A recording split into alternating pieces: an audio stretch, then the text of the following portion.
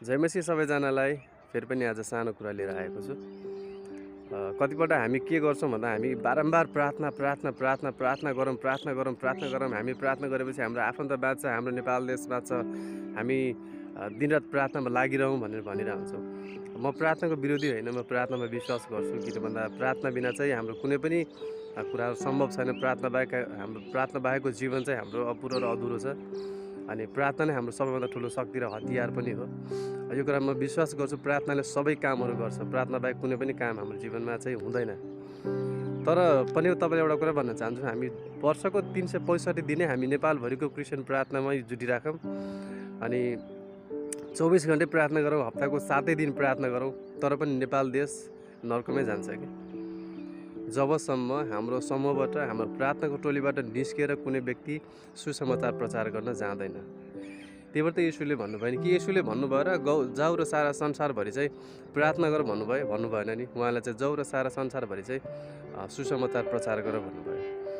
र हामीले उहाँहरूको चेलाको जीवन पनि हेर्छौँ। प्रेरितको जीवन हेर्दाखेरि उहाँहरू 12-13 जनाको जीवनमा नै उहाँहरूले दिनरात चाहिँ कोठामै बसेर प्रार्थना प्रार्थना प्रार्थना प्रार्थना गरेको पनि छैन कि। उनीहरूको जीवनलाई हेर्छ भने प्रार्थना सहित उनीहरूको एउटा के अरे सुसमाचार प्रचार गर्ने शैली चाहिँ अझ बढ्ने भने बढी जसो सुसमाचारको कुराहरू बाइबलमा उल्लेख छ। प्रार्थना पनि छ, प्रार्थना नगरेको कुरा मैले भनेको होइन, प्रार्थना पनि गरेका छन्, तर सुसमाचार पनि प्रचार गरेका छन्। तपाईँको आफन्तकै कुरा गरौँ, देशको कुरा नगरौँ। तपाईँ आफ्नो परिवारमा तपाईँ 5 जना विश्वासी हुनुहुन्छ र तपाईँको आफन्त कोही चाहिँ विश्वासमा छैन।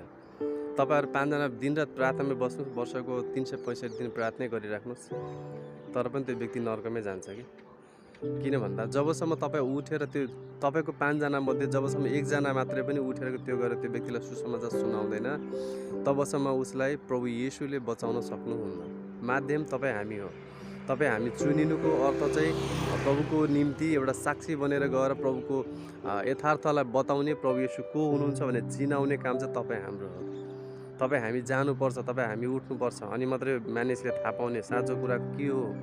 प्रार्थना घरमा बसेर मात्रै प्रार्थनाले मात्रै काम गर्दैन, प्रार्थना गर्ने तर बाहिर निस्किनु पर्छ। जस्तै मानिस एउटा उदाहरणको लागि हामी लिन सक्छौँ, हाम्रो शरीर परमेश्वरले बनाउनु भएको हामीलाई 2टा खुट्टा दिनुभएको छ। तपाईँलाई म उदाहरण दिन चाहन्छु। यदि तपाईँले प्रार्थना मात्रै गर्नुहुन्छ भने तपाईँ एउटा खुट्टामा मात्रै हिँडिराख्नु भएको छ, अथवा तपाईँ प्रचार मात्रै गरिराख्नु भएको छ भने तपाईँ अर्को एउटा खुट्टाले मात्रै हिँडिराख्नु भएको छ। तर जब तपाईँ 2टै खुट्टामा हिँड्नुहुन्छ, त्यसको मतलब चाहिँ तपाईँले प्रार्थना र प्रचारलाई 2टै कुरालाई तपाईँले प्राथमिकता दिँदै हुनुहुन्छ भन्ने कुरा हो कि। तपाईँले प्रार्थना पनि गर्नु पर्यो, तपाईँले सुसमाचार पनि प्रचार गर्नु पर्यो। प्रार्थना सुसमाचार, प्रार्थना सुसमाचार, त्यो खालको जीवनशैली एउटा विश्वासीको हुन जरुरी छ। तर हामी कतिपल्ट चाहिँ दिनरात प्रार्थना प्रार्थना प्रार्थना गर्छौँ। प्रार्थना बिना मैले भनिसकेँ अघि नै कुनै पनि कुरा सम्भव छैन। प्रार्थना गर्नुपर्छ, तर प्रभु येशूको नाममा मानिसहरू बाँच्नको लागि, प्रभु येशूको सुसमाचार थाहा पाउनको लागि मानिसको बिचमा हामी पुग्नुपर्छ। त्यही भएर येशूले भन्नुभयो, जाऊ र सारा संसारलाई सुसमाचार प्रचार गर। जाऊ र सारा संसारभरि प्रार्थना गर्दै हिँड भन्नु भएन उहाँले। प्रार्थना गर्नुपर्छ।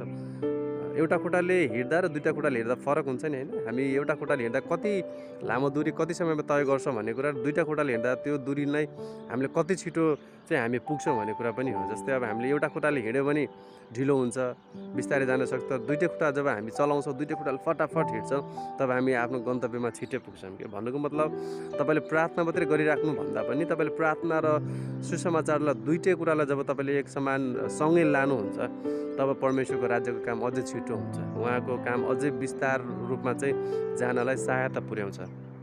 यसैले हामीलाई सिकाउनु भयो, अनि उहाँले भन्नुभयो, love your neighbour as yourself, होइन? आफूले चाहिँ आफूलाई चाहिँ आफ्नो छिमेकीलाई प्रेम गर्न पनि भन्न सिकाउनु भएको छ। यो कुरालाई मानिसहरूले अलिक कसरी लिन्छन् भन्ने कुरा, मानौ उदाहरणको लागि म घरभित्रै बसेर म मेरो छिमेकीलाई प्रेम गर्छु भन्दा त्यो प्रेम देखियो र देखिँदैन नि। प्रेम त देखिनु पऱ्यो नि। मैले मेरो व्यवहारमा प्रेम देखाउनु पऱ्यो। छिमेकीसँग बस्दा उहाँसँग व्यवहारहरू गर्दाखेरि त मेरो प्रेम देखिनु पऱ्यो नि।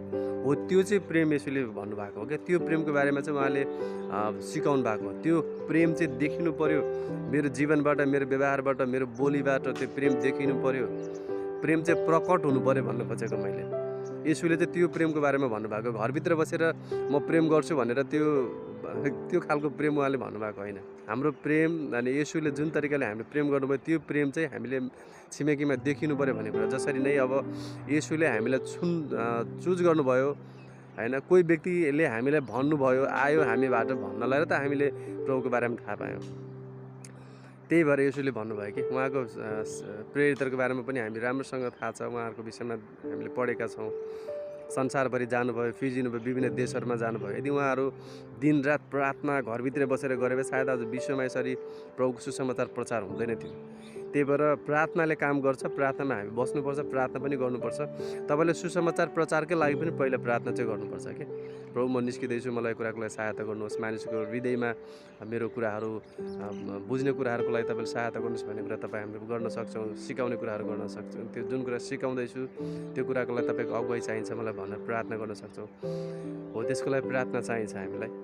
तर भित्रै बसेर अनि घरभित्रै बसेर प्रार्थना मात्रै गरेर सम्भव चाहिँ हुँदैन सबै कुरा। सुसमाचार प्रचार चाहिँ घरभित्र बसेर प्रार्थनाले मात्रै हुँदैन। निस्किनुहोस् बाहिर, फिल्डमा उत्रिनु प्रभुको राज्यको लागि अनि उहाँको सुसमाचारको लागि मानिसहरूको बिचमा जानु पर्यो। प्रभुले चाहिँ त्यसरी हामीले प्रचार गर भन्नुभएको छ है। अनि मात्रै तपाईँको प्रार्थनाको उत्तर पनि आउँछ। तपाईँको प्रार्थनाको एउटा जुन प्रार्थना तपाईँले घरमा गर्नुहुन्छ त्यो प्रार्थनाको आनन्द त्यतिखेर आउँछ जब तपाईँ गएर मानिसको बिचमा प्रभुको सुसमाचारलाई प्रचार गर्नुहुन्छ, प्रभुको सुसमाचारलाई सुनाउनुहुन्छ। र आनन्दको कुरा जब मात्रै आउँछ जब तपाईँले कसैको आत्मा बाँच्ने काम गर्नुहुन्छ। तपाईँ दिनरात प्रार्थना गर्नुहोस्, तपाईँलाई त्यति शान्ति हुँदैन जति शान्ति तपाईँलाई कुनै व्यक्तिको हृदय जोगाउनुहुन्छ। जब हामी बाहिर जान्छौँ प्रार्थना सहित अनि प्रभुको बिचमा मानिसको बिचमा जान्छौँ प्रभुको कुरालाई लिएर, तब येशूले हामीद्वारा ती मानिसको जीवनमा काम गर्नुहुन्छ। पवित्र आत्माले हामीलाई सिकाउनुहुन्छ, सहायता गर्नुहुन्छ मानिसहरूलाई के बोल्ने, कसरी बोल्ने भन्ने कुरा। त्यही भएर हामीले सुसमाचार अनि प्रार्थनालाई सँगै लान सक्नुपर्छ। प्रार्थनाले मात्रै पनि जीवनशैली हाम्रो प्रभुमा असल देखिँदैन र सुसमाचारले मात्रै पनि हुँदैन। यो दुई कुरा चाहिँ एउटा सिक्काको दुई पाटो भने जस्तै दुईटै कुरा आवश्यक छ। हामी प्रार्थनामा मात्रै प्रार्थना मात्रै गरेर हुँदैन। निस्किनु पर्यो बाहिर, मानिसको बिचमा पुग्नु पर्यो।